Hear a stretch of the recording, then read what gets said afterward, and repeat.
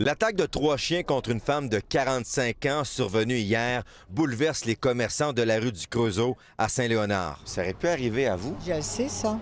Parce que moi, j'arrive tout le temps à cette heure-là, plus ou moins.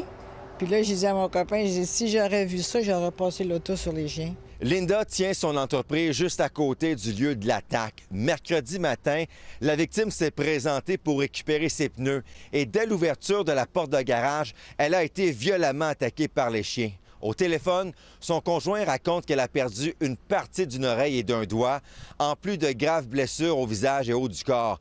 Elle est toujours aux soins intensifs, elle est incapable de dormir et lorsqu'elle ferme les yeux, elle voit les chiens la manger. Mon ami qui m'a appelé, aide-moi pour sauver une femme, elle est battue avec 3 chiens. Ce témoin est celui qui a composé le 911. Est-ce que vous avez tenté d'aider la dame et de retirer les chiens? Avec moi sur mon bois, je peux pas. J'ai peur. D'autres commerçants du secteur se disaient inquiets de la présence de ces chiens. Mon copain, il a vu les chiens il y a 2 semaines. Elle les avait dans son auto, les 3.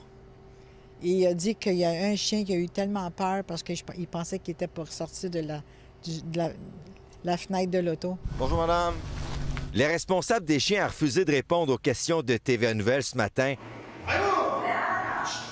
Le propriétaire du garage mécanique 89, etc., a publié des vidéos où on le voit entraîner plusieurs chiens, mais il reste difficile de déterminer s'ils ont été élevés directement dans le garage du commerce. Selon une spécialiste en comportement animal, la victime n'avait aucune chance de se défendre face à l'attaque. Rien, à part essayer de se réfugier là, dans l'auto. On essaye de faire la morte quand tu es en train de te faire déchiqueter. Ça ne doit pas fonctionner. Là. Pourquoi eux autres ont vu là une menace? C'est ça qui est problématique. La Ville de Montréal confirme par courriel la saisie du 3e chien. L'animal est pris en charge par un organisme en attendant une décision.